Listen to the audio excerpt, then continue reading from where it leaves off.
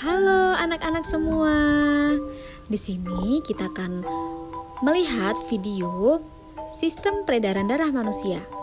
Disimak baik-baik ya videonya.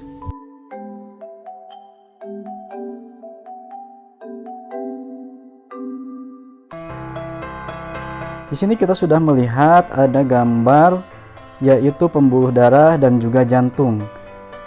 Untuk yang pertama, kita perumpamakan si darah itu berasal dari yang pertama adalah vena cava inferior, yaitu vena yang menyuplai darah bagian tubuh bawah. Kemudian ada vena cava superior, yaitu vena yang menyuplai ataupun mengembalikan darah dari tubuh bagian atas. Kemudian setelah dari vena cava inferior dan superior, maka dia akan masuk ke atrium kanan.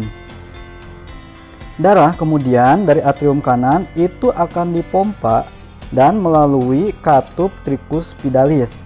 Mengapa disebut katup tricuspidalis? Itu karena si katupnya berbentuk dari 3 katup. Nah, setelah masuk ke katup tricuspidalis, dia akan masuk ke ventricle kanan. Dari ventricle kanan, maka dia akan melalui katup pulmonari.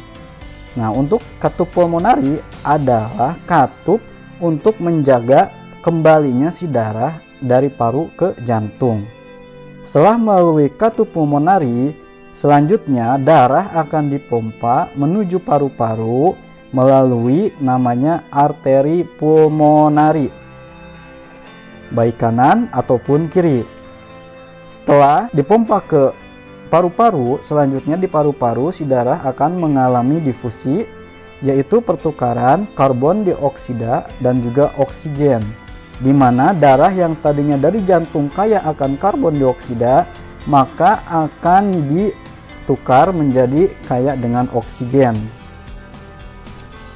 Setelah darah melalui paru-paru yang kaya oksigen tadi, kemudian si darah akan masuk lagi ke jantung, yaitu tepatnya ke atrium kiri. Nah, dari atrium kiri, maka si darah yang kaya oksigen akan dipompa ke ventricle kiri, itu melalui namanya katup mitral. Nah, dari ventricle kiri selanjutnya darah akan dipompa ke seluruh tubuh dan melewati namanya adalah katup aorta. Nah, setelah melewati katup aorta, kemudian si darah akan dipompa ke jantung, kemudian ke tubuh bagian atas maupun ke tubuh bagian bawah melalui pembuluh darah arteri. Setelah melalui pembuluh darah arteri, kemudian dia akan melewati namanya arteriole dan juga kapiler. Nah, setelah di kapiler, maka di situ akan terjadi perpindahan kembali, yaitu oksigen dan juga karbon dioksida. Yang selanjutnya si darah yang kaya akan karbon dioksida itu akan disalurkan melalui venule ke vena dan kembali lagi ke jantung, yaitu melalui vena cava superior dan juga vena cava inferior. Kemudian yang berikutnya yang perlu diketahui adalah dalam peredaran darah itu ada yang disebut dengan peredaran darah kecil dan juga peredaran darah besar. Untuk peredaran darah kecil adalah peredaran darah di mana darah yang dipompa itu dari jantung ke paru kemudian kembali lagi ke jantung. Sedangkan untuk aliran darah besar itu dari jantung ke seluruh tubuh baik bagian atas ataupun bawah dan kembali lagi ke jantung. Itulah dua aliran darah, ada aliran darah besar dan ada aliran darah kecil.